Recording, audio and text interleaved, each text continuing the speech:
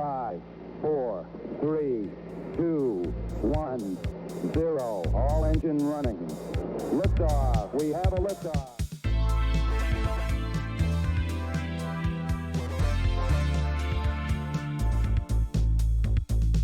You're listening to Tabletop and Beyond with your host, Justin. But before we get started, how was your Geek Week? And co-hosts Dan and Jason. You have to be willing to let the dice help you tell the story. Okay, look, this year I'm going to stop mispronouncing words.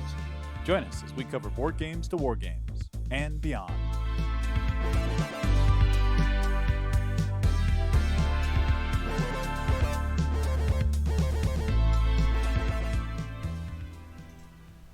And welcome back to Tabletop and Beyond podcast. This is our Talking Warhammer segment. I'm super pumped to welcome to the show Anthony Trentanelli. Welcome to the show, buddy. Hey, thanks for having me. So we recently had your brother on here, and during the podcast he said, you should have my brother Anthony on here. He said that? I think he said that. He may have told it to me after the podcast. Okay, good. I mean, I wouldn't put it past him to say that, but I wouldn't think he'd put it out there.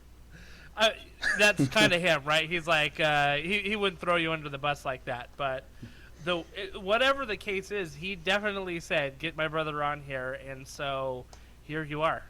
Oh my God, you're going to make people think he's a good guy. So for the record, we went 2.5 hours, maybe even longer during our recording. We don't have to go that long, but I know that sometimes there's sibling rivalry involved. I don't know how it is with you two. Oh my God, that's how we grew up. Competition for everything, man. Now, is Nate the older brother or younger brother? I am the older. I'm the oldest of, okay. There's 4 of us. Oh, okay. Okay. And, I mean, obviously you and Nate play Warhammer. Do the other two play Warhammer? One played for a bit and then kind of dropped off. He got interested in other things and kind of fell off. The other one, he does. He's interested. He asks lots of questions, but he, just with life stuff going on, he just hasn't had the opportunity to get back in to really get to tournaments and whatnot to play. Because there's some brother combos out there, right? There's like the Walter brothers, you know, and like they're really good out there. But you two are definitely a big name in the game. Trying to be. Yeah, it's funny because when I played with Nate several years ago, he's like, "Oh yeah, my brother's coming. He plays Warhammer a little bit."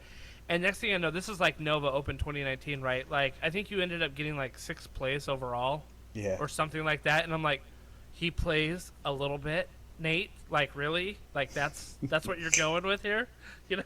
Well, so it's funny is that was the year that we were just really getting into Sigmar as like a competitive thing. Yeah. The Du Bois before that was like our first GT for Age of Sigmar. We had such a good time. We're like, you know what? Let's just kind of make this our thing. We're gonna do this. We're gonna go to a few things, and make this our thing to do. Like didn't even know that something like the ITC existed at that point. So that was really our intro into the competitive side that we decided that we're really gonna do this. And that was 2019, you said. Yeah. What were you guys playing beforehand? Were you playing like 40K or something? Yeah, so we grew up on 40K, I think. Okay. I mean, we played... I was actually trying to think about this earlier today, like how long we had been playing. And I remember in middle school doing 40K art in my art classes. Nice. So I was like, well, it's got to have been at least that long, and I can't be bothered to do the math to see how long ago that was, but it was long enough that we're like, this has been a major part of our life for a long time. Yeah. Did you ever play Warhammer Fantasy, or you just went like straight from 40K to Sigmar? So 40K really captured our interest early because, I mean, we grew up on like Doom and Mortal Kombat, right. like more of that kind of aesthetic. We thought that fantasy looked cool, but we were too dumb to figure out 2 game systems at the time. Fair enough. And also, kind of too poor to play 2 game systems. Even more fair enough, yes. Yeah, right. So we decided that we'll just play 40K and we'll kind of watch. We'll look at the fantasy models here and there. When Sigmar came out, we kind of both had the realization at the same tournament. We're like, are we went to, it was actually at Du Bois. We sat there and we're like, did you have fun after this tournament? And we're like, not really. And we go to each other, we're like, I don't think either of us really had a good time. And we looked over across the hall, and the Sigmar side, the Age of Sigmar stuff, they look like they had a great time. Let's go try that. Interesting. We were finally at the age that we had the disposable income, we had the mental acuity to handle a second game system. Yeah. So we did, and we really enjoyed it, and we enjoyed it to the point that we're like, let's just do this one. Let's forget the 40K stuff. We'll just do Sigmar. What armies were you running in 40K? Do you remember at the time? By that point, I think I had played anything that wasn't Imperial. Okay. But screw the Emperor. Yeah, Space Marines bored me, and Yeah. Nate was playing the Guard, so I really latched onto the Tyranids. Okay. And then Gene Stealer cults came out, and they had such fun mechanics. Right. And then 8th came out and neutered him, like stripped all his mechanics away. I had zero interest in playing him anymore. Yeah. I'm sure they have mechanics like that now again, but I'm over it. Yeah. Me and 40K broke up. What was, when you switched over to Age of Sigmar, what was your army that you chose? This is 2018, 2019? 2019, you said. I think we moved into Sigmar a little bit before that. 19 was our first major GT. Major T. Okay, I got you. Yeah. I started with Sylvaneth, actually. Wow. Okay. I mean, in 2018, they weren't bad. Like, they had some interesting rules with the trees and stuff like that. But then their book came out in, like, 19 or 20, and it just was not good. I only wanted to play the Kurnoth Hunters. That's all I wanted to do. And they're awesome. They've always been awesome. They're so cool. Yeah. And then I kind of flirted around, played a little bit of faction roulette, because stuff would either catch my attention and then I'd get bored with it, or I liked the aesthetic of something but really not the play style. Yeah. That was my issue with Nova. Okay. I was playing Daughters of Cain at the time because I love snakes. Yeah. And so I was playing Melusai and Marathi back in the Old Daughters book, and I was having a great time with it, but I got really bored of having this like super tanky army of naked ladies. It just didn't, like, there's a huge dissonance there. Yeah. So I decided to move away from that, picked up Slaves to Darkness, and then just kind of fell in love with Chaos as the Grand Alliance. Yeah, so you have, since February, you've played Skaven, you played Slaanesh, and now you're running another demon army for Nova, right?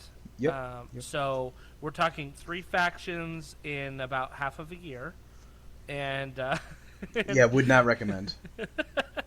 But we're gonna get to that a little bit more because I'm very curious as like to why you got that. But before we get there, let's talk about hobby table. What's on your hobby table right now? So I'm staring at, and this is a little bit of burying the lead for what's coming up, but right now I'm staring at Scarbrand and some Zangor. Whoa, okay.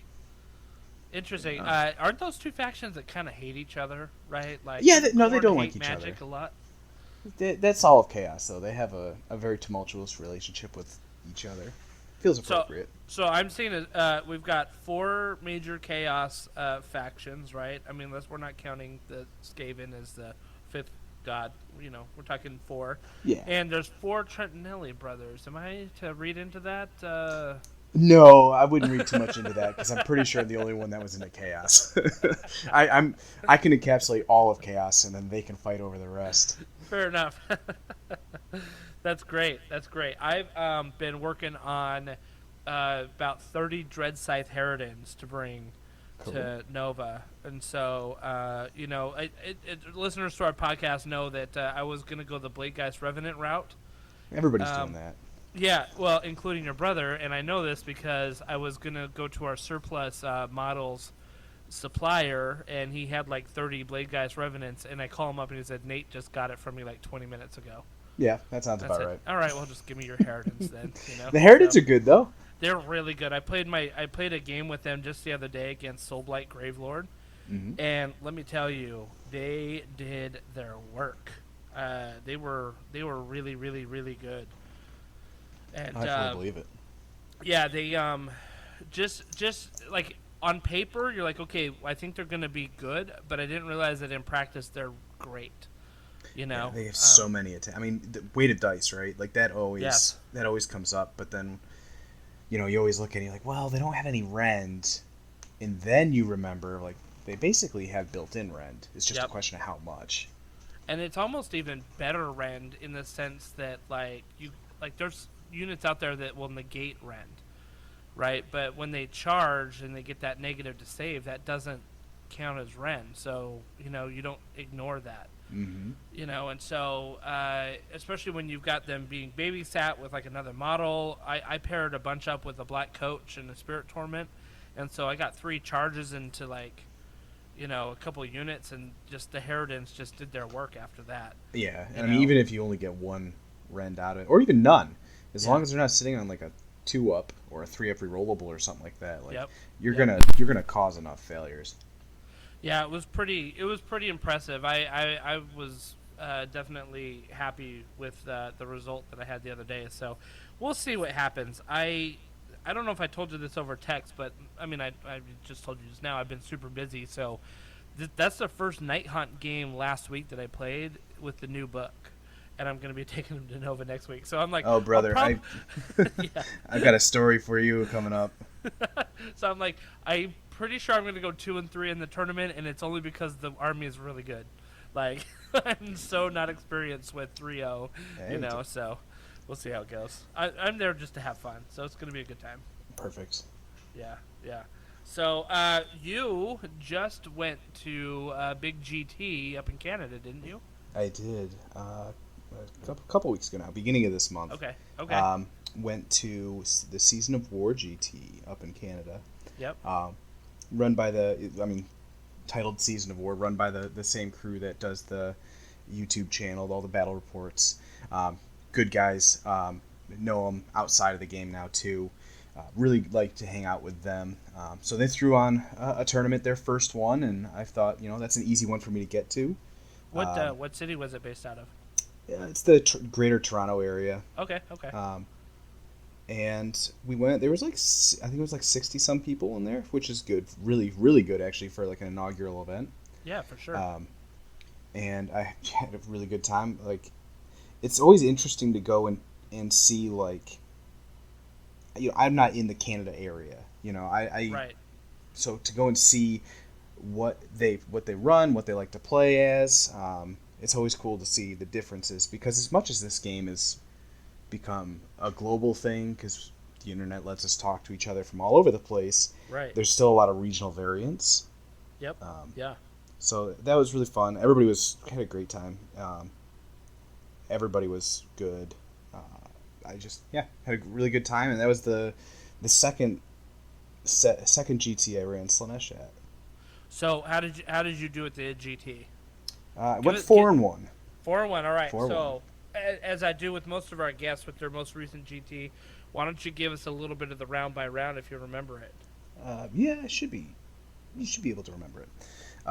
So Slaanesh, playing an army that this is my my second GT with it.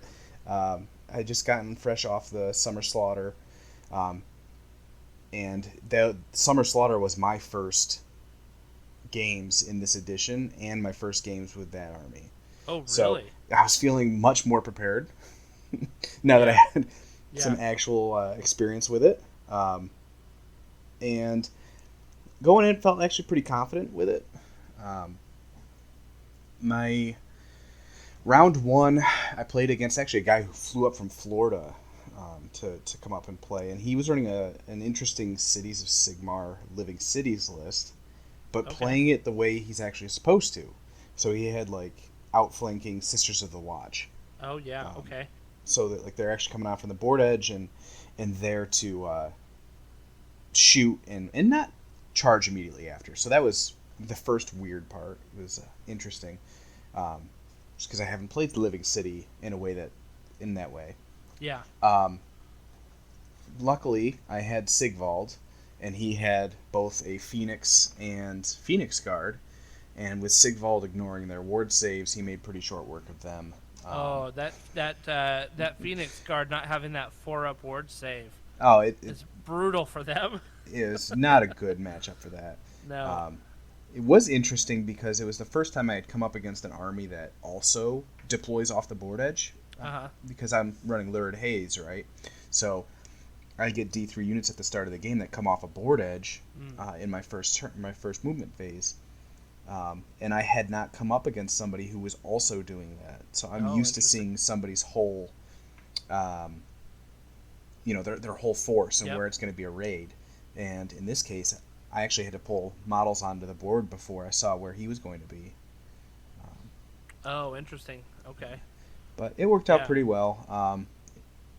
It was, I think, definitely in my favor from the start, just on the matchup itself. And so that was round one. Round two, I met one of the few people that I didn't want to run into. It was Noah Singh with his Iron Jaws. We're both very familiar with what his army does. And what was his list? Was it all piggies? One Maw Crusher and 18 pigs, I think. Oh gosh, yeah. And he's running blood tubes and all that. Yep. Yeah. This one, it went as well as I expected it to. When you start playing, especially when you start playing people that I know Noah's not going to make like crazy mistakes. Yeah. Which in that matchup I needed him to in order to win. Yeah. It didn't happen. Sigvald also came in off the board and just completely whiffed. He killed. Oh, no. He didn't even kill a single pig and then died in return to 2 pigs attacking. It was brutal. I rolled terribly. And then time for him to go to the penalty box. Yeah, he's such. I love Sigvald. He's so much fun. He's like. Yeah, he's like what keeps me into that army, because otherwise it's not really for me. Yeah. But when that happened, it was immediately switch over to battle tactic salvage mode. Yeah. So that was a quick game. Quick loss for me. I just had to hurry up and get my tactics, because that was going to go over. I was tabled very quickly. Oof. Which happens. Yep. Yes, it does. Game 3 was against actually a pretty cool Stormcast list. I don't know how effective it is, but it was very cool and thematic in the sense that it was all the Vanguard chamber. So he had he had some Raptors, he had some of the Paladors, and he had a bunch of the guys that they can they can shoot off the side of the board and come on, redeploy or teleport within 6 inches of the board edge. Yeah.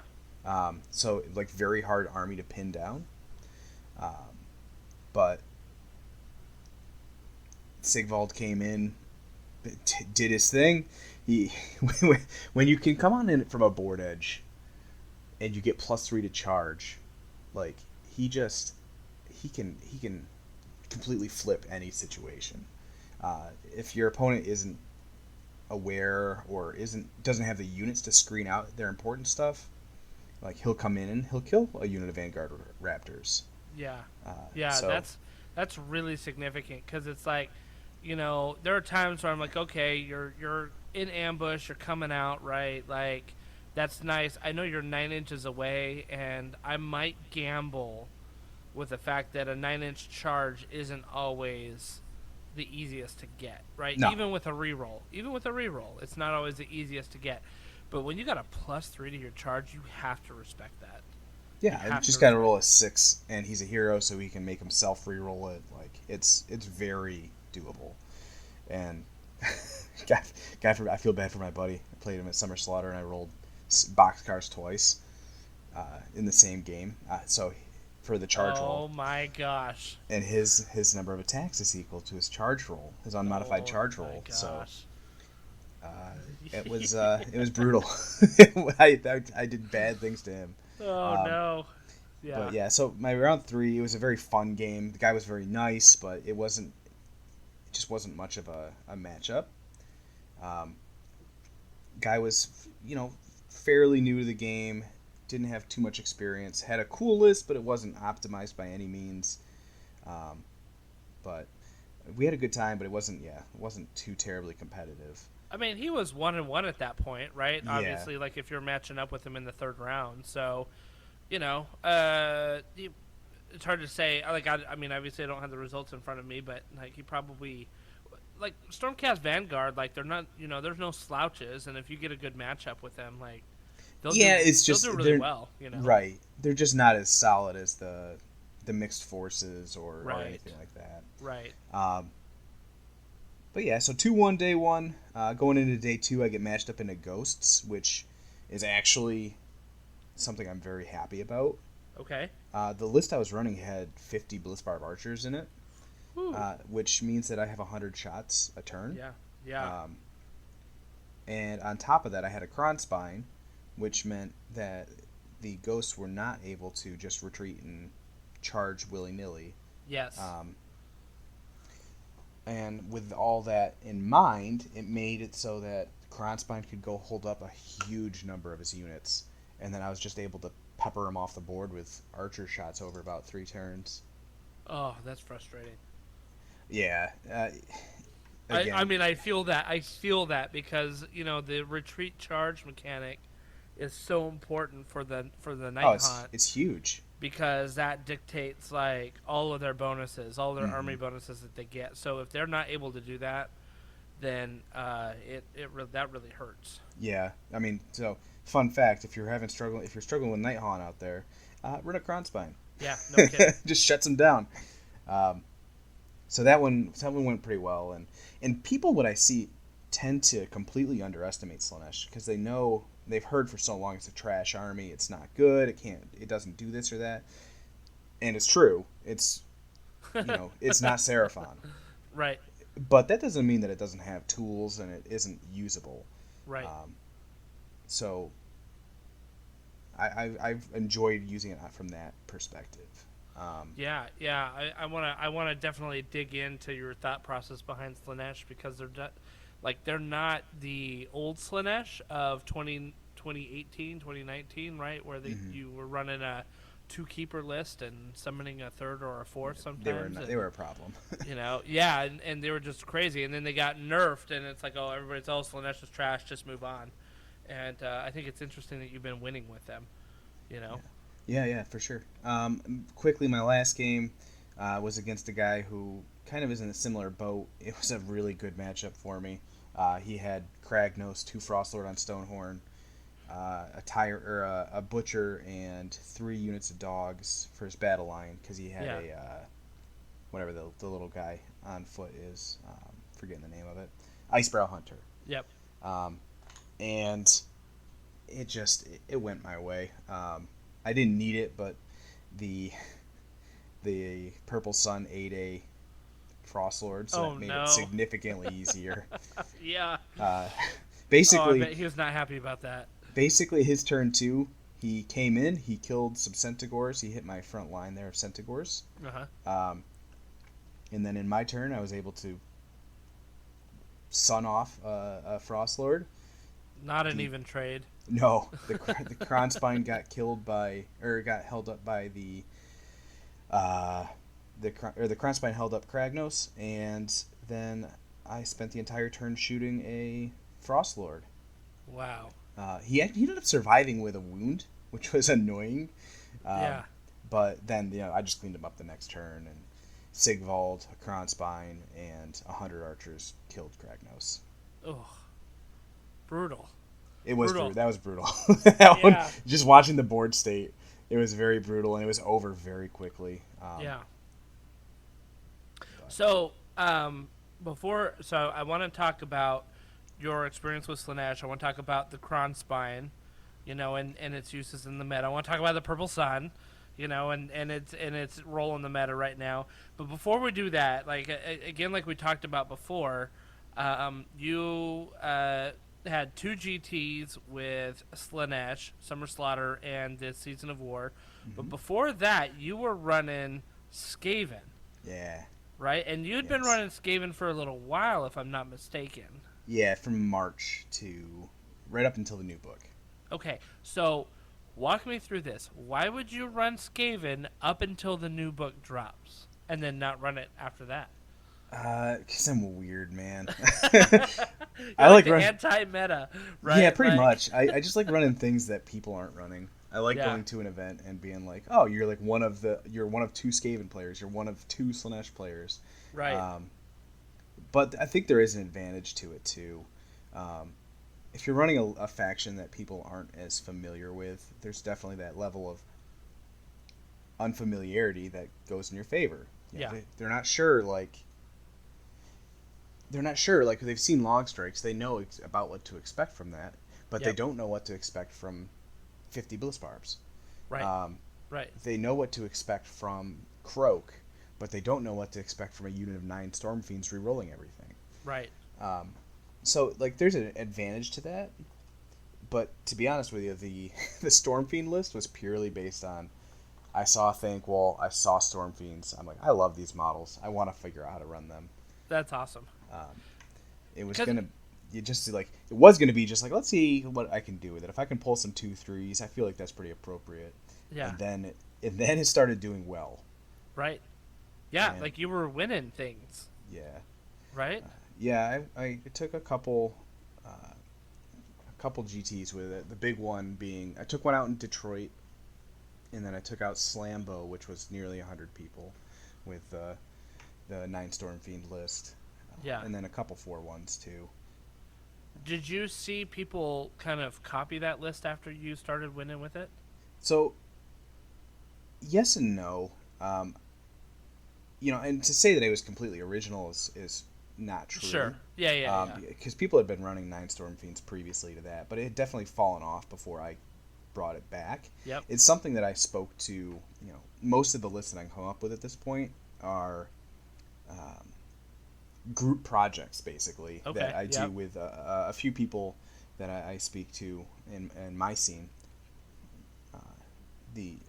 Around the Team USA, around Yep. our little group that we have, they kind of become group projects, and somebody will run it. And it had been an idea that I had floated around for a while. We had talked about, nobody had really acted on it. So I'm like, you know what? I'm gonna do this. I'm gonna run this for a little bit. Yeah. And it really started to catch. And some people did tell me that, hey, I'm playing this, or you made me want to play this again, which was cool. I'm happy Yeah. to see people trying it out and doing fun things. And people, it's one of those ones. People don't realize how hard some of these armies are to play, like Right. how matchup dependent, especially that Stormfiend list is. Because one mistake in target priority or unit placement, one bad matchup, and you're shot. Your tournament's out. So you had 9 Storm Fiends, Thankwall, some Bombardiers, I think. Yeah, so this was the old book, so the only Yeah. way to get the Storm Fiends to be battle line was to be all Scryer. Right. So the only battle line option I had was the Acolytes. Yep. And I would have killed for the access to the clan rats that they have now. Yeah. But so I had to run 2 of those. I had 2 Arch Warlocks for redundancy, because if you don't get more and more warp power off, you're screwed. Right. And Yeah. that's like the whole list. And then I had the Warp Lightning Vortex Yeah. and the Bridge. That's the whole list. So, what were the matchups that you dreaded with that list in Skaven? So that list, I lost how many? I think I lost 3 games with it at Uh-huh. 4 GTs, 5 GTs. Bad matchups were a KO, Okay. just because they could come in and kind of just shoot you off the board from even with the bridge, I couldn't reach them kind of Yeah. deal. Seraphon will completely Yep. shut down your casting, which you need, and Yep. all the chip damage will wipe out your small units. And as good as Storm Fiends are, they can't win the game on their own. Right. And also I lost to it was a very close game to a long strike list. It was long strikes and dragons before it got nerfed so that long strikes had to be units of 3 in order to shoot in the hero phase. The guy, it would have been fine except for the guy played that army. He also played the 9 Storm Fiends. So he knew where to go. Yeah. I just have to kill out those Arch Warlocks, and now suddenly the output from those Storm Fiends is way less reliable. Right. And so he was able. It was a very close game, but he beat me on that one. Yeah. Meanwhile, everybody else is like, "Oh my gosh, 9 Storm Fiends, go for them!" Right? Yeah. Or Thankwall. They just see Thankwall, and it's like, "Oh, it's a big monster. He's probably important." Especially when that was during the time that monsters were giving extra points. Right. And I'm like, really, honestly, my army works without Thankwall. It's those Arch Warlocks that make those Storm Fiends work. Right. Yeah, interesting. Very interesting. So, so you're running this. You go 5-0. You go like 4-1. You go 5-0 on another one, something like that, right? You did 3 GTs with it or something like that. I did, 4 or 5. I did quite a few. Yeah, you did quite a few. You're killing it with Skaven. The new book comes out, and you're like, time for another army. Yep. Okay. Well, so it also... You do know that sounds a little crazy, right? Like I do, and I'm fine with that. It also lined up perfectly with the Honest Wargamer was keeping track of the T-Sports Network rankings. Okay. And I had decided partway through that I was going to try to get a top in faction with him. Yep. And I thought that was just a good opportunity to play an army I like. Not a ton of competition because it's not a well-played army. Yeah. So it would be one that I can go in and snag. And I did, and his stats reset with the new GHB. Oh, I see. Okay. Yeah, so I'm like, between his stats resetting, the new GHB coming out, the new book coming out, I'm like, they're going to get popular again. I want to play something different. Yeah. And it was kind of a toss-up between Tzeentch and Slaanesh, and I guess I just decided on Slaanesh first. Okay. All right. Well, that's that brings us to your Slaanesh list. Why don't you kind of alluded it, right? You had Sigvald, you had a bunch of Blitzbarb archers. Anything else in that list that you were running? Yeah, so the core of it's, Sigvald and 50 Blitzbarb archers. Uh-huh. But additionally, it ran a Contorted Epitome. Yep. It ran a Herald on Seeker Chariot, the little chariot hero. It ran a unit of Gore and a unit of Centigore and a Purple Sun and the Geminids. Oh, wow. Okay. It was all 1-drop. That list has to give away first turn in most instances. Really? Yeah. Okay. So, why does it need to do that? So the list is very fragile because everything is on a 6-up save. And your units have to come in because it was Lurid Haze, right? So your units have to come in at the end of your first movement phase. And even if your opponent wisely spaces out so that you can't just come in their backfield and have Sigvald hit something important, it does modify how their entire first turn looks. And that's a huge advantage to just affect 1/5 of the game and perhaps one of the most important parts of the game. Right. So I thought choosing first, or being able to choose first turning, being able to give that away, it was very impactful. Plus, I can hit them turn 1 because the Blitzbarbs have an 18-inch range. They move 6. They can run and shoot. They have a huge threat range. Yeah. But it's a lot easier when people move into your threat ranges. Right. You have a little more flexibility on that end. That's true. Otherwise, you have to move closer to them, which you may not want to do. No, I don't really want to be close to you. Yeah, exactly. Exactly. And, I mean, if you give out that first turn knowing how to play that well, and you're setting yourself obviously up for the double turn, which a double shoot with those Blitzbarb archers, in my opinion, is pretty significant if you can get that off. Yeah, I mean, and it's almost any shooting army that has the potential for a double turn is something you want to completely avoid if you're the opposite player. Their double turn is pretty pretty impactful, but I found a lot of the times, unless somebody was super aggressive, it was still better to give away and keep 1 into 2 the same. Really? You go, I go. Yeah. And was that just pushing the double turn potential to like, 2 to 3, where it really had like an impact at that point? I think so. Like, Okay. you definitely take it if like if you see, you can kind of stomp it down. Like, I played against an Iron Jaws player, and I won 1 into 2 priority. Yeah. And Yeah, because he's going to be aggressive coming in at you, right? He yeah, has to be. my turn 1, I took out his rogue idol, so my 1 into 2 priority meant that I took out almost the rest of his army. He had a Maw Crusher left in his turn 2. Yeah. But it's very volatile. Several of my games, my later games at that tournament, I only won those games because I got the priority when it mattered. Yeah. And they were able to, because they were so fast. I had to take the turns because Right. they had already hit my lines. They'd opened me up, and if I had lost the priority there and they were able to come in fully, my army just crumbles. Yep. Okay, so as we saw with the old Slaanesh list, as we've kind of mentioned before, it was about the keepers, it was about the summoning, it was about the depravity points, like all of that stuff, right? Mm-hmm. Walk me through, like, you're going with a very different build here. Like, you didn't mention a keeper at all. There's no Blissbarb Seekers or Seekers at all, which was like kind of a staple.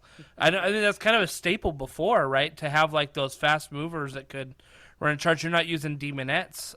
It doesn't sound like so. No. Like, yeah, totally why the different build? Like, how did you get there? Yeah. So 2 major questions. So the first thing, yeah, right. How did we get there? Like I said, this was another list that kind of came up as a brainchild between a few people in that chat. Okay. The Team America group there that really enjoy, or had enjoyed in the past, running Slaanesh and enjoy the challenge of making a list for that, what that looks like. And several of us kind of put our heads together. Matt Beasley out west, plays out in Pacific Northwest area, had a he had a skeleton of an army that he was seeing success with. So we kind of looked at it when the new points came out, said, what can we do to this that looks different? Right. Bill's another one. Bill Sousa was another one that was running, playing around with Slaanesh lists, and it looked very different. Which is cool because everybody looks at lists and what they do and what they can do very differently. What matches their play style, what do they like, and through kind of a combined effort, we were able to kind of come up with something that we thought had some legs to it. Started running it. Matt ran it something similar to it out west a few times and did well with it. And then I did well with it a few times out this way. Mm-hmm. So it seems like it had some power. The reason why we had to get away from like the Seekers and the Keepers, it really came down to a few things. One, Keepers lost a lot. Yeah, right? they really did. And they're so expensive. There's so many points. Yeah. For not, you don't get a whole lot. Their best use is now their command ability, which they can't give to themselves. Right. So it's like, well, you had to run 2 if you wanted to get that effect. They can only make or give or receive 1 command point a turn. So like, you could only do it with 1 of them. The Locust changed, and the Locust is good still. Like, no pile-in is still good. But it's very different when you can't have your entire army fighting first. Yeah. So yeah, for sure. they kind of had to move away from the Keepers. Now they're really a big point sink. Every once in a while, I'll summon one, but I'm definitely not buying one. And it's the same issue with Demonettes. Yeah. Like, they're way too expensive for what you get from them. But they're great for if you're only paying 0. If you're summoning them, they're awesome. Right. Yeah, yeah. I mean, they've got their run and charge ability still, right? Which Yep. makes them a threat.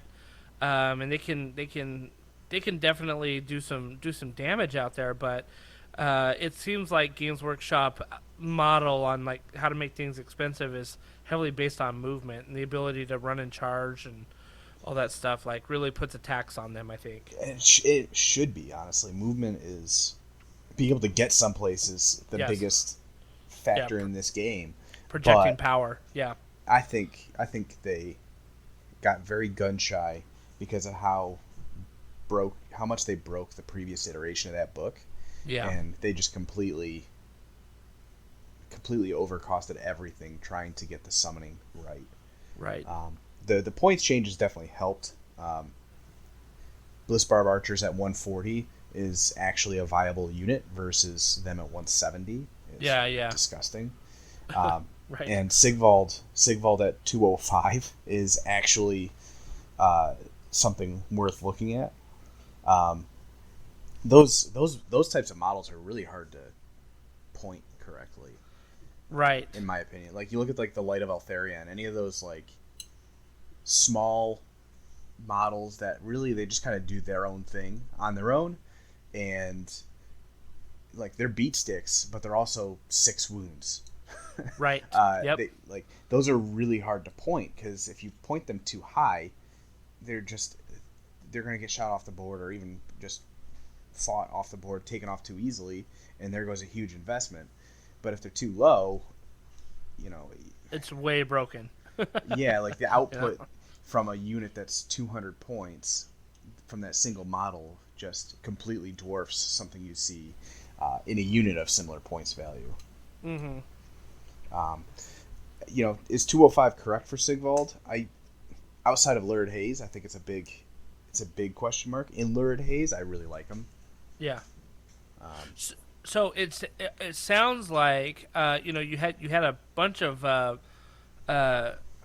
units that were reliant on magic in Skaven, right? Like you needed those arch. Those Warlocks. arch warlocks don't go off, you lose. Yeah, you need it. You're really relying on that, and so going up against maybe Lumineth or Croak, Lord Croak, or something like that. Like that's not a good matchup for you. There. Do you have any Did you have any magic that you're running with Slaanesh, or was it just primarily shooty?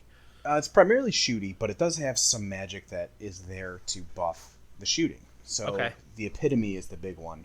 Yep. The Epitome had the Crown Spine attached to it, so that it gets +1, and then it has the reroll casts. Is a huge deal, right? So what it would do is Epitome would be able to put out the Purple Sun. So now all your archers, you're shooting 100 shots at Ren 2. Ooh, yeah. And Okay, then that's nasty.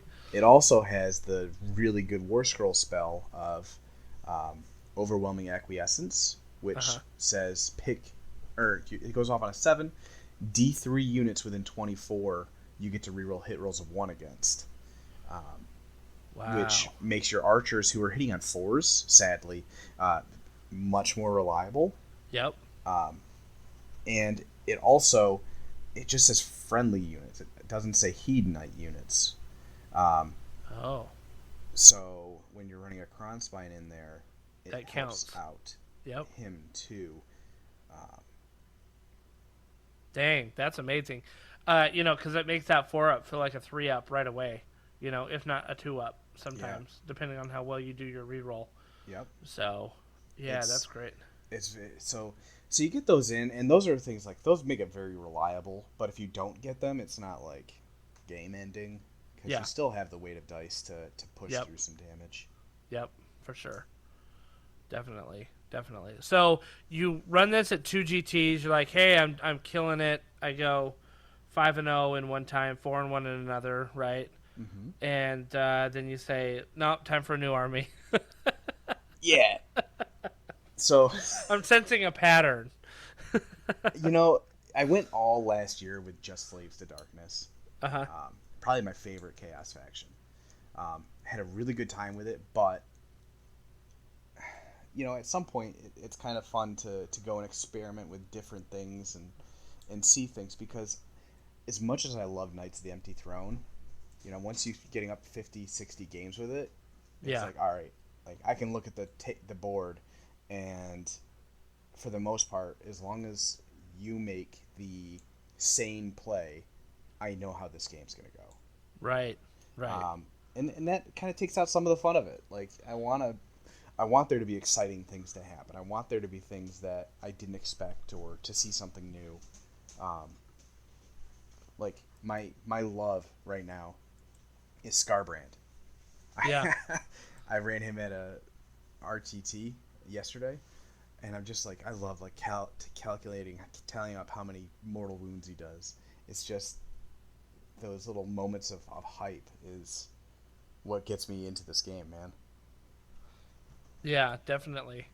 You know, I think you got to mix it up. You gotta change it up a little while. You know, when I did the LVO in 2019, I said, okay, I played a full year, you know, over a year, but a full ITC year with Night Haunt, and I'm ready to switch it up, right? Mm-hmm. So I picked up a new army. I picked up Orcs, which was very different from Night Haunt, and I had to learn quickly, like, I can't play the same way because, you know, Night Haunt in 2.0 was very cagey. It would move, it'd strike, and then get out of get out of dodge, and you know, it had to like kind of creep up in the back zone to capture those objectives in the back, and you had to be very choosy about the combat that you wanted to get into. That is the exact opposite of the Iron Jaws that I was running, right? Which is like, no, I want to smash it. So it's so funny the first couple of games. In fact, I think one was against your brother. You know, he's like, why are you playing these like Night Haunt? You know what I mean? Like, you're like holding them back, you're waiting for them to come to you, and like, you know, and I'm like, it's just the way I kind of know to play. Yeah. And I mean, some of that is play style, right? Like sometimes, even with a book that seems to incentivize you to play one way, like you still end up building a list that plays something completely different. And absolutely, I don't think that's wrong, because some people just do better with a particular, you know, play style in mind, even if it's not the most effective use for that, or effective way to do that book. Yeah. But if you go in knowing that about yourself, and knowing like, hey, I typically run these very cagey, micromanaged armies, and for this one, I just want something that I'm going to be able to yeet forward and roll lots of dice. Like, going in knowing that is your goal is a big deal. Yeah, you know, I think it's funny because I didn't realize that sort of that cagey play style was really the one I liked playing, because I kind of liked seeing what sort of unfolded on the board before I made my move. Mm-hmm. You know, which for better or worse, you know, sometimes like it was too late by the time I realized what was happening for me to counter, right? But at the same time, like I didn't want to overcommit myself and then put myself in a bad position. And so when 9th edition of 40K came out, I'm like, oh, I think I'll try this out. Which faction did I gravitate to immediately? It was Raven Guard.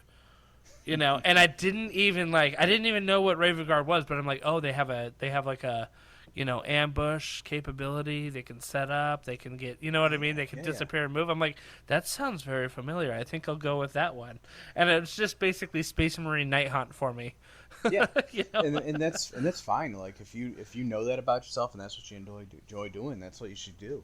You know, we're playing this game for fun. Like, right, absolutely. That's what we're out here to do. So if that's what you enjoy, you should do it. If you do want a different thing, then going in knowing that's important too. It's all about setting expectations, right? Yeah, for sure.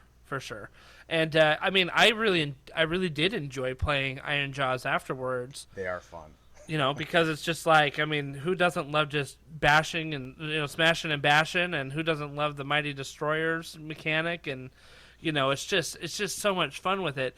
But it took me a little while to realize, like, okay, I gotta get out of my own head here and learn to play the game that like this faction wants me to play. And then go with that, which I think ultimately ends up making me a better player, right? Like, because I'm learning a different play style. When I go across an Iron Jaws player, I know how this army wants to play. And if they play that way, then I know how to counter. If they don't play that way, then I'm, you know, I think like, okay, what's going on here? and I can kind of assess a little bit better because I have that experience. For sure, yeah, and you can get into the mind. So like sometimes it's very hard to imagine what your opponent's seeing from their side of the table, especially if they're playing a faction that you don't know. Right. So trying to anticipate what they're going to do is very tough. But if you've played it, or have at least played against it quite a bit in practice, then you have a better idea of what they're going to be thinking, what they're looking for, and you could kind of preempt a lot of the stuff that they're going to plan on doing. It's funny because there's a couple of matchups that I personally don't like. It has nothing to do with the matchup versus the army. It has everything to do with the fact that that faction doesn't really play in our local meta, and so I don't know very much about it when I go to play it. And one of those is Seraphon, which unfortunately is a really good faction right now. Yeah. And KO. There's not a lot of KO players around here either, so knowing how to set up against them, knowing what they're looking for, what they're trying to exploit, I get across the table from them and I'm already nervous. I'm like, okay, what are they looking for? What are they trying to do? Because I don't know, because I don't play, I don't play against them enough in my own meta to really know, so it's funny because it's I'll start sweating before that, but meanwhile I see a Nurgle faction in front of me. I'm like, okay, I got this, you know, flies, no problem. I got you. Yeah. And it's a difference too. It's a difference between an anxiety of, man, I don't want to play that faction because I have no idea what it does, and I don't want to play that faction because I know exactly what it does. Yes, that's very true. I don't know which one's worse. Right. Yeah, it's different spectrums, but the same outcome, right? Yeah. Either way, you're having an anxiety attack going into it. Exactly. So, all right. So you're switching armies. Tell us about your new venture that you are prepping right this moment for Nova that is happening in. Let's see. You better get painting, buddy, because it's happening in 3 days, 4 days. Yeah, it's right here. I'm doing. I'm basically just doing some cleanup work on the last bits of it. I decided that I'm going to run corn at it a week ago. Nice. So some of it was already painted, but some of it's not going to be done, but it's going to be done well or to the point that I can play it there. So my plan was to run Tzeentch at Nova, and kind of I have the rest of my year planned out of what I'm going to run at different events, I'm going to. So are there more armies besides the one that we've been talking about? For this year, no. I'm finishing this year with Khorne and Tzeentch. Okay. I know I have the rest of the year with these two armies, so I've got time with them. But Tzeentch was definitely in the faction that I'm running at Nova. And I'm sitting here, I'm doing the Invitational, I'm doing the RTT if I don't make it to top 8. And, this crazy idea came up in my head. I'm like, what if I just decided to do Khorne for the Invitational and the RTT as well? Yeah. Because at this point, I'm going to just be interspersing them back and forth between those two for the rest of the year. Yeah. I'll just do both. Do both here. Just do both. Yeah. Why? I don't know. I'm going through, I call it my tour of chaos. Okay, My plan is to play all the chaos factions and play them, enough at tournaments to feel like I have a good hold of them, a good mastery of them. So I figured that this would be, finishing out this year with the events that I have left, that'll be sufficient for these last two, or for Khorne and Tzeentch. It's not the last two, but for those two factions. Yeah. And why? Yeah, you got Nurgle after this, right? I've got Nurgle and I've got Beast of Chaos left. Yeah. Okay. And Nurgle, I held off because there's too many people playing it right now. Way too many people playing Nurgle right now. I think there's gonna be a lot of playing Tzeentch when that book comes out. I made this spreadsheet back in, when was it? It was back in probably April. So I had no idea that Tzeentch was going to be coming. But I already kind of committed to it, so I'm in. What is the date for that book? I don't even remember. They haven't said. It's like yet. Fall, right? Like fall. Yeah. 20, so they said like they that? just said autumn. Okay. they are going to be doing an announcement at Nova, so we could be seeing them announced there. That's a good point. It could be the 2 Destruction books to be released as well. We'll see. But yeah, I figured I'd go with those 2, and I figured I would kind of play those 2 at the same time, just because they play so differently to each other. Yeah. Yeah, they really do. They're kind of dichotomous. I mean, Tzeentch has a bunch of shooting and magic, and Khorne does not. No. It's... In some ways, they are similar in the sense that it's a lot of control of your opponent. Okay. You're trying to dictate where on the board they're going to be and dictate these no-go zones for them that they don't want to be or can't get to. Right. But the difference is Tzeentch is doing it through abilities and the threat of ranged mortal wound output, while Khorne is looking at doing it from the threat of like Skarbrand coming in and just deleting whatever you put there. Yeah, absolutely. Now, Caleb Walters runs Tzeentch, right? He's run Tzeentch forever, and ever and ever and ever. And he usually runs like the Lord of Change, a Blue Scribe, right? A couple of the double bird list. Yeah, exactly. Like he's got that list kind of locked down, and he's really really good with it. I mean, he's really really good with it just because he's been running it for so long. Mm-hmm. What do you have? Describe your list for me. What do you got on the Tzeentch side? What do you got on the Khorne side? So on the Tzeentch side, it's very easy. It's Caleb's list. Oh, nice. Okay, I love it. I went the lazy route, and I'm like, all right, listen, this guy's been playing this for quite a while. Yeah, he knows what's good, right? He knows what it's gonna work. I understand the units he's using. The new book's coming very shortly. For this one, I'll just run his list. Yeah, it clearly works. So I just directly copy pasted his list, and we'll be running that. Nice. For the Khorne, it's Operation Have Skarbrand Kill Stuff. Okay. Basically, it's like, how can I tool up Skarbrand and get him to do stuff as reliably as possible? Yep. So, you're crazy if you run Khorne and don't bring the Demon Prince. Mm-hmm. At least until the new book, the new Slaves book, and he loses his half run and charge command ability. Yeah, that thing's so good. It's so good. It's so incredibly good.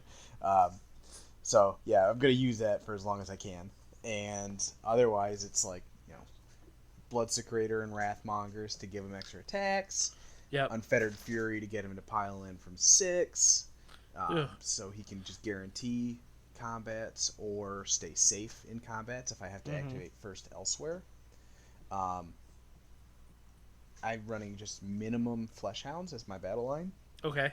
I think they're the best screens for Khorne. They are really good screens. Just because they're so large.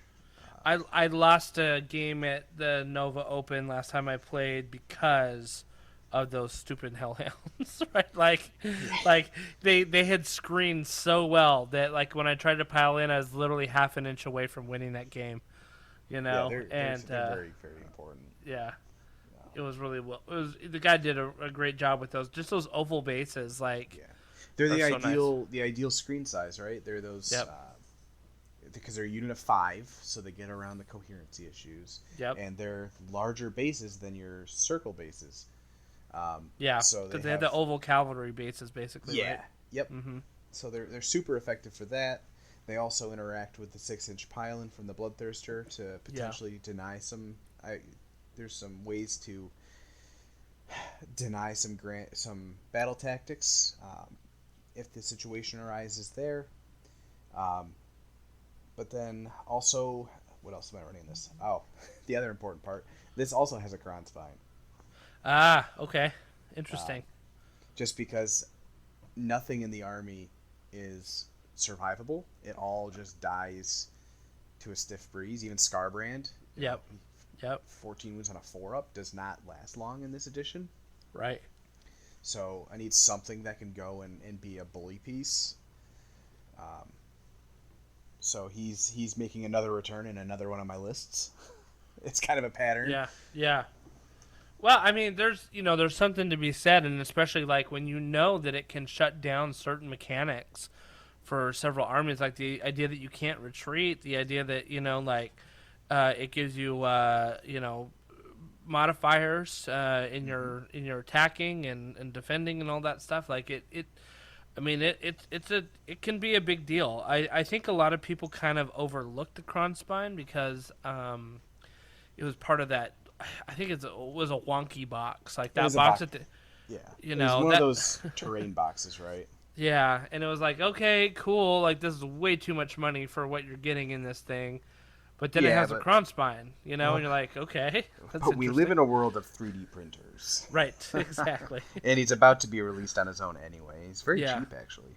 Yeah, He's got the world. Him and the Purple Sun have the whole like community pretty split, right? Like, is this a good thing? Should this be relegated to open play? Like, Right. should we be having this in our tournaments?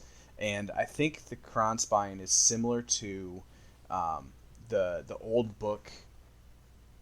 The issue we had with the when they removed all of the generic artifacts, the realm artifacts from the Yep. GHB, is Yep. that it helps armies that need help. Armies that are good don't need it.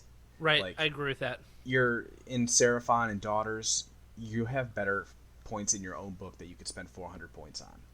Oh yeah, Korn, Slaanesh, they don't really have access to the pieces that serve that purpose yeah. for 400 points.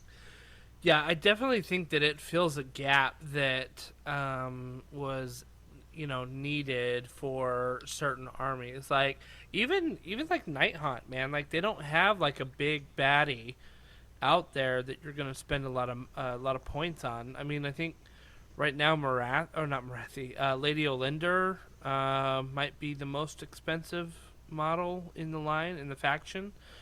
And she's okay, you know what I mean? Like I think she's overcosted. Like she can do some great things, but you got to get her in the right situation for her to be effective. And so like there's no big monster that there's no mega boss on a Maw Crusher. There's no Bloodthirster or something like that is a big threat. And so some armies need that, right? Gloomspite needs that. Because what else do they have? They got nothing. Kragnos. Yeah, sure, yeah, that's true. But no, Kragnos and friends. That's what I do like know to what call you're those saying. lists.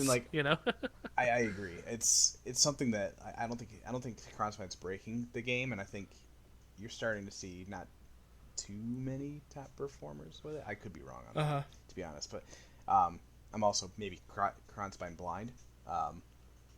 Well, I don't think so. I think the bigger issue right now is the Purple Sun. I think the Purple Sun kind of fits the bill of what the critics of the Kronspine were saying, right? That it should this be as powerful as it is. And what are your thoughts on the Purple Sun right now in the game, in the meta? I'm fine with it if it stays or it goes. Okay. I know I've seen a few, like, I don't want to be a hypocrite because I have brought it. Yeah, You know what I right. mean? And made It's use in of my it. list right now. Yeah. And part of me wants to say, like, oh, well, if it's going to be there, I'm going to use it. But if it were to go, I wouldn't be too upset. Yeah. Part of the problem is it grants rend to some of these factions that don't have access to it. Yeah. So, like, if you're playing Slaves to Darkness, you don't have access to rend. Interesting. Your best is, like, rend 2 on a charge. Yeah. So some of these factions, like, if you're playing Slaves to Darkness, if you come across the Seraphon list with the turtles, the Bastillodons, with like the 3 arcs, you're gonna lose because you can't kill those turtles. Right. Even Stormcast, like the armor level in the game for some of these factions right now is to a point that some of these factions that they can't compete. Yeah. Yeah, look, do you know Lincoln Tidwell? Yep. So Lincoln started running protectors. Mm-hmm. Oh, and great. they're amazing, right? And he's like, dude, nobody's running these protectors. I think I'm going to try running them. And he's killing it out there because of their save is like a base 2-up or something like that. And It's a 3-up with a Yeah. with a +1 on their war scroll. yeah, exactly. It's So brutal. it's ridiculous. And then, you give them all out defense, and all of a sudden they're like, nothing's touching them. Yeah, or the So- Castellan, shine the Castellan on them, or give them Yeah. Mystic Shield. Right. I've seen them. So Lincoln was the first one that I saw running that. I think Yep. there was somebody at Worlds running a cities list actually with them in it, a block Okay. of 10 teleporting around, which is pretty cool. I saw him running that at ACO, and I've seen a few people running them since, Yeah, and it's a super solid unit. it really is. But it's another one of those ones that, like, if you don't have mortal wound output, Yep. or you don't have access to lots of rend, you're not touching it. Right, exactly. So, the purple sun I think is interesting. The best part of it's so funny because everybody talks about the deleting a Maw Crusher or something like that, something big. And yeah, that's like all the crazy stories you hear, but the biggest part of it is the rend that it gives. Like that's like in my opinion the most important part. Deleting a model is just gravy on the like it's nice that it happens, because actually that ability I think is worse, significantly worse than what it used to be, where on a 6 it would do 2d6 mortal wounds to a unit that had over 5 wounds. But if you did it against like a unit of like I remember using it against a unit of 40 40 witch elves, and for every 6 up that was a mortal wound. Yep. And so like I thought it was better against hordes before, because now it's just one model on a 1. So you obviously want to put it next to heroes and kind of the sub commanders of the world, or monsters, which is cool when it happens. But honestly, like having that extra point of rend is pretty big. It's huge. That's what so in the Slaanesh list, that's what I took it for. I could care less if it killed a monster or not. Right. And outside of that one Frost Lord, I didn't kill anything important. I killed like a Phoenix Guard, or I killed a Black Knight. With Right. It. Otherwise, or a Blood Knight. Sorry, not a Black Knight. Otherwise, I never bothered with it trying to kill stuff because it didn't, and that's not what I had it for. Yeah. If they honestly just remove that aspect to it, it's still super good. It should be probably 100 points. Yeah. Yeah, I agree. I agree. So I've got it in my list because I want to use it with the Herodins, right? Yep. So, but I keep coming like back and forth. I'm like, okay, I have one caster in my list, and that's probably the problem, because I got one caster, and I'm like, okay, do I give the 5-up ward save, or do I cast? You have so many good options in that book for spells.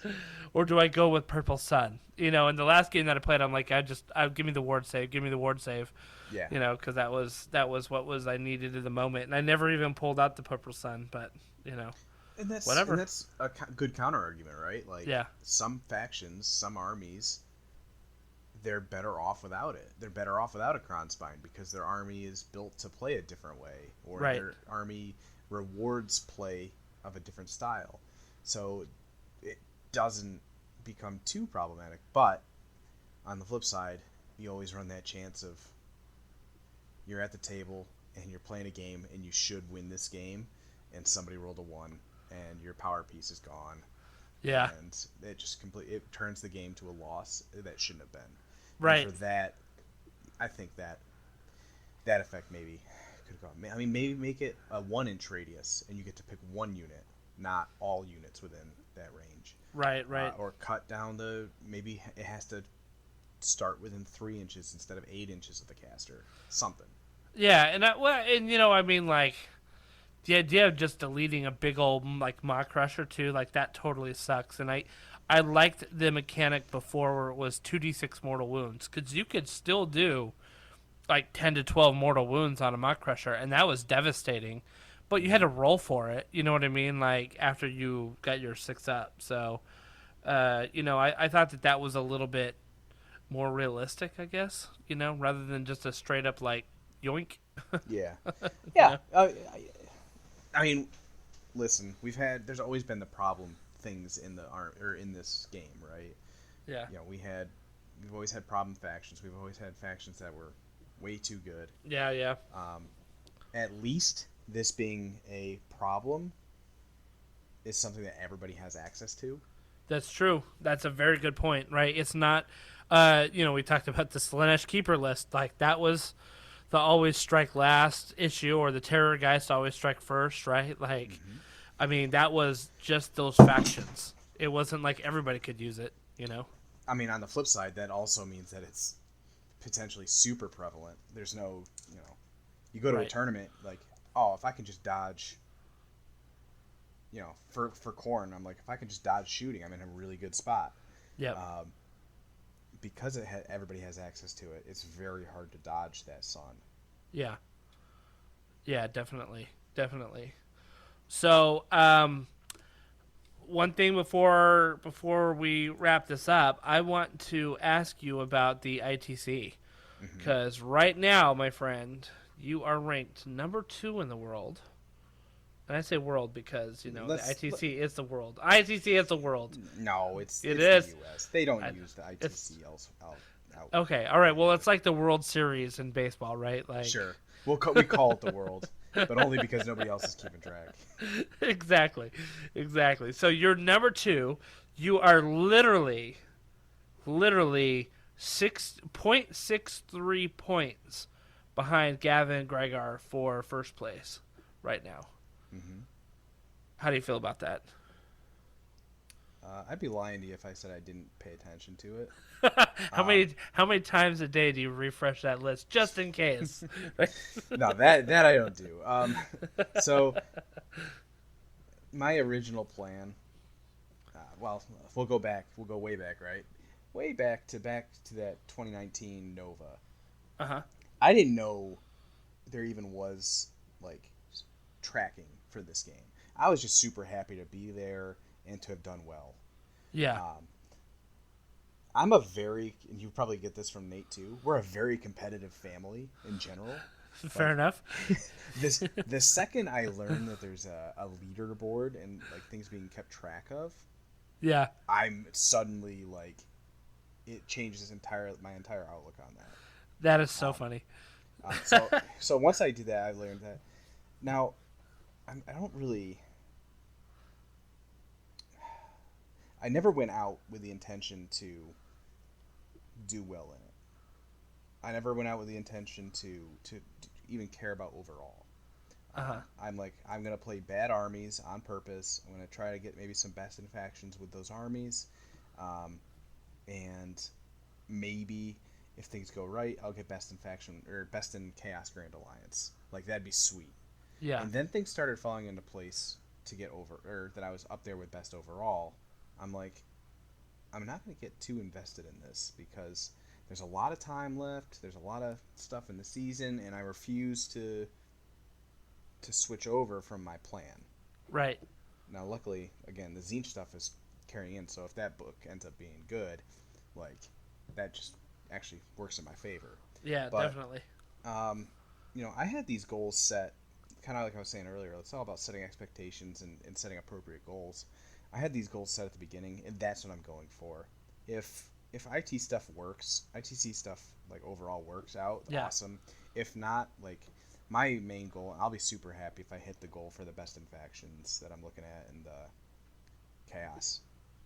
Which you're leading some of those best in factions. Like, obviously, you're leading the well, first off, your Grand Alliance Chaos, you're leading that, right? By 40-ish points, and you're leading the Hedonites of Slaanesh, if I'm not mistaken. Yep, and but you're not leading the Skaven anymore, I think. What? Wait, hold on. Gonna have to bust them. No, I'm kidding. No, you are. Yes, you are definitely leading that. So, and like I said, that one actually, if they pass me, awesome. I've already met my goal on that one because like I said I wanted best in faction with TSN. Yep. So it works out, and that's all it is. It's like it means literally nothing. like it doesn't mean anything. Yeah. I think anybody that really puts too much emphasis on that is, they gotta just prioritize, because again, this is really it's just a game, but Yeah. It's what I've decided. I'm not gonna hold people, hold it against anybody for that, because it's there for a reason. Yeah. We love to be competitive. It's a competitive game. Definitely. So let me ask you this: do you specifically seek out events that are ITC scoring, or will you go to events that aren't ITC scoring? Well, they're kind of all at this point, or close to all of them doing it. Sure. I primarily am going to events that my friends are at. Okay. Because of where I live, I don't really live close enough to most of my Warhammer people that I can go and just see them. So Right. the tournaments are really where I get to hang out and socialize with these group of people that I've gotten to know over the last couple of years pretty well. So that's what I tend to look for. What I'm noticing is that most of the tournaments that I've gone to have just automatically done it. Yeah, you're right. It is kind of hard to find them. Like the obvious major glaring lone holdout is Adepticon. With it, but there's probably going to be some RTTs around that are just like, look, we're just using a spreadsheet, just come and have a good time. Yeah. But I think with the pervasiveness of the Best Coast pairings being a free app to use, like, why not use it? It was built for this game. Yeah. So use it as a tool, because it takes a lot of the thinking and guesswork out of having to manage a tournament for it, It is fun to just, I'm a person who I enjoy it. I think it is fun to see, like, oh, well, where does that put me, and how do I stack up, and that sort of thing. I enjoy that, and for people that don't enjoy that, like, you don't have to look. Right. Yeah, exactly. It doesn't do it. So we had on Reese Robbins on here, who was leads ITC and Frontline Gaming and all that. And one of the questions we asked him was, is the ITC good for the game? Is that kind of like overarching competitiveness good for the game, or does it turn it into everything has to be competitive? And I don't know. What do you think about that? Kind of the game is competitive by nature, right? Like, yeah. We're going to tournaments. Yep. I don't see how you can look at the game, at that fact, and not have there be some inherent competitiveness to it. Right. Yeah, I guess it could be that some of these tournaments are more narrative style or gimmicky. You know what I mean? You could have gimmicky tournaments, and you could always have those. But maybe with the advent of the ITC, does that make most of the tournaments kind of inherently more competitive? Chicken and egg, probably, right? Yeah, I don't know. I think people who are going to take it seriously are going to take it regardless of whether there's an overarching leaderboards, essentially. And I think people who are just going for a good time are going to just go for a good time regardless. Yep, I think you're absolutely right about that. With the ITC, though, and that, you being a part of this, Tough Crowd is the leaderboard for the club in the team rankings, just above Harambe's Heroes, and a little bit further above Season of War, and a little bit further above the Corsairs, which I've got a lot of Corsair friends as well, right? So, what's it like being on Tough Crowd? And kind of talk us a little bit about the club that you're in with them. Yeah, so we like to say that we're a group of friends who happen to play Warhammer. Okay. So, our conversations clearly are going to involve the hobby, because that's what got us all together. But that's secondary. Uh-huh. When you go to an event, the first question is not, how did you do? It's how were you there? Did you have fun? Yeah. Did you enjoy yourself? How were the people cool? Did you meet new people? And that's really the kind of what we're trying to foster and what we look for the community. I think it's a group of like-minded people. We all think that that's really what we want from it. If we do well, that's awesome. Like we're super excited when we do get results. If we get best out there, awesome. If not, that's not a big deal because we're out there as a social group first and foremost. We just happen to play Warhammer. Yeah. So yeah, I mean, if you see, we have some gear. If you see people in Tough Crowd gear, come up, say hi. You're gonna have a good time with them. If you match across the table, you're gonna have a good time. You're gonna have a good game. Like, that's the expectation for our crew. Right. Don't care if you go 0-5. Like, if the only time you'd have an issue is if you were not a good opponent at the table. Right. I think we've done several interviews with some Tough Crowd people. Like I said, we had Marcella Halou on here before. Let's see, who else did we have on it? We had Nate, obviously, right? Mm-hmm. We've got you. I'm trying to think of anybody else that we have. I've been meaning to get Ridge on here. James O'Brien. I didn't realize James O'Brien was part of the Tough Crowd now. Yeah, he's in the crew. Wow, it sounds like he abandoned the Corsairs, huh? Well, we're an interesting one because we're not really region locked. A lot of the places are like, hey, a lot of the Corsairs guys are out west. Right. Yep. And because that's kind of where it originated. There might be some players here and there. We have people all over the place, and it does make it tough because we can't go down to the local store and have half of our team there. Yeah. Right. To hang out. So that's where we meet at these tournaments, and that's where we meet up at these tournaments. Yeah. But yeah, we're kind of all over the place. It's a little bit different, and it's just, it kind of spawned first from the community, and the community vibe, and then we kind of just made it a thing. Yeah, I see Sergio Ortiz is on here. Yep. I literally just saw Sergio about 10 minutes before we got on our podcast. He's borrowing some Spirit Host from me for Nova. So he lives right around the corner from me. So dude. Yeah, it's just really cool. So you guys got a lot of good people in there, and a lot of Team USA members too. There's a lot of crossover, it seems like, with the Tough Crowd and Team USA folks. Yeah, and again, it's something that just kind of came up if it came up.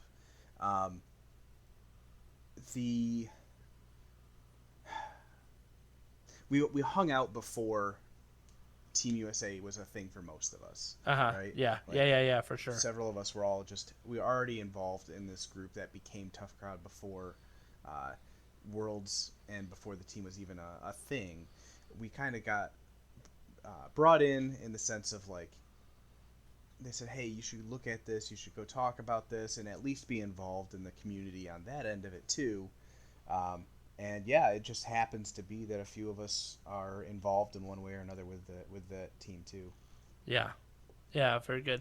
Yeah, I mean, even if they aren't official Team USA members, I know that there's some of the Minutemen, right? Mm-hmm. I think Sergio's one of the Minutemen, and I think that's great. So it's very good. It's very good to have I think these teams. I think that brings an interesting dynamic to the ITC and also the community as a whole, right? I see on your guys' Twitter account, you guys roll to an event pretty deep, and it's great to see you in the same gear that you're wearing, and having a good time together. I think that's awesome. What it is, though, right? Like I said, we meet, that's the only time we meet. We have people out in Canada, we have people on the West Coast, the East Coast, Midwest. We have people everywhere. So that's where we meet, is at these tournaments, particularly the bigger ones. And that's all we want. We just want to go and have a good time. Again, top ITC team would be really cool, but to be honest with you, at the end, when we get there at the end, we don't care. Really, what we're trying to do, and what I think is really good about the team aspect, is the camaraderie and the kind of the environment you get at these tournaments now. Right. Even when I started, you notice a difference. Like, nobody knew about or cared about any individual team when you went to a tournament. It was just about how did you do individually. Right. But now it's about the team. And again, it's not necessarily saying like, oh, well, what team plays first? It's like, well, what teams were there and what did they do? Yep. Because there's so many different cool things that you can do just by having that concept around. Yeah. Yeah. And I was talking with Jeremy. He at the time he was the Team USA captain before Bill Souza kind of took it over again. And I was telling Jeremy, I was like, dude, we need to have more team style events, that kind of maybe mimic Worlds. Because I think that, doing some of those, like the individual tournaments and grand tournaments and all that are a lot of fun. But, some of these team ones, I think really could build some of that camaraderie, really build some of that, we're all pulling for like the same group of people, and really get that team aspect into the game that I think is a lot of fun. Yeah, for sure. It adds another layer, right? Like you want to go over and talk to your boys, be like, hey, how'd you do? How'd you do this round? But adding the team component to it,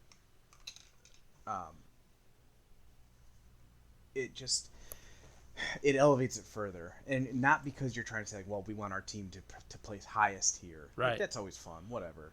But it's because it's like, well, we get to. How are you going to interact with those other teams? Yeah. Yeah. Right. Exactly.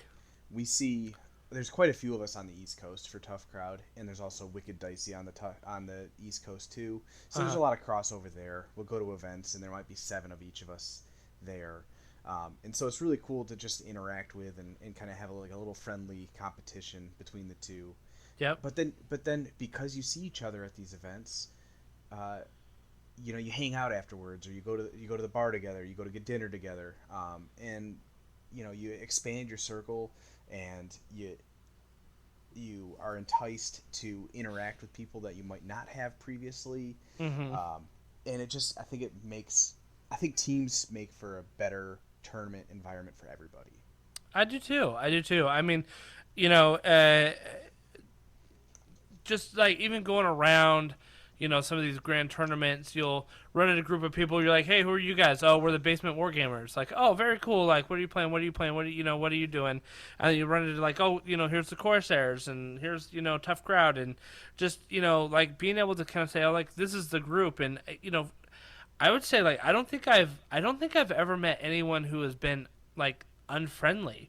I think maybe and I could be wrong about this, but maybe in the 40K spaces, like it's a little bit more competitive and a little bit more, I don't know, cutthroat, maybe just because of the nature of the game. But with Sigmar, it seems like it's much more welcoming, and it seems like the clubs just kind of add that element of camaraderie that if you're going to a tournament by yourself, like sure, it's fun, you meet new people and do things like that, but if you got your club, man, those are your boys you get to hang out with, and it's a lot of fun. Yeah, you know going in that you have people you're going to be with and talk to and hang out with. Like, starting out, go to tournaments, and if Nate wasn't going, it's just me there. And I was good enough, it was fun enough that I was going to go regardless. Right. But it's an entirely new world now that we have a crew of people that we kind of go with. And it adds to it. It just adds to it. It doesn't. There's no. At the moment, there's nothing that's taken away from that. Right. So yeah, if you go to a tournament and you're alone, or even if you're not alone and you want to kind of, some direction as to who to go to for a good interaction, find somebody in a Tough Crowd shirt. I guarantee you're going to have a good interaction there, and you're going to have a good time. Yeah. Absolutely. Everybody I've met from Tough Crowd, I absolutely love. Lots of fun interaction. Like I said, we've had several of them on the podcast here. What are you? Last question for you of the night. What are you expecting from Nova? And what are you looking forward to with Nova? What are you not looking forward to with Nova? Like maybe in terms of meta or whatever. Like what kind of expectations do you have going in the next couple days? I'm just going to have a good time, man. Nice. It's gonna be a long days of gaming because, like I said, I'm signed up for the RTT. I'm in the Invitational, so Okay. playing from Thursday through Sunday. Yep. It's a lot of games. I'm excited for lots of games. I'm gonna be exhausted by the end of it, which is gonna be fine. I'm just excited to go in, play some stuff that I haven't really played too awful much of yet.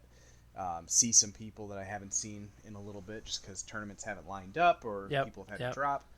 I'm excited to see some people, hang out with some people, and if I happen to win a few games, then that's all the better. So you said you're signed up for the RTT. Do you think that you're going to be playing in that RTT, or are you going to be finishing out the grand tournament? I don't know.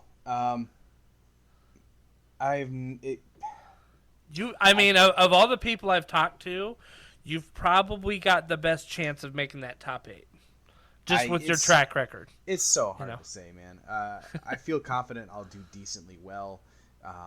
It's hard to go 5-0. It is hard to go 5-0. It's hard to get your grand strategies now.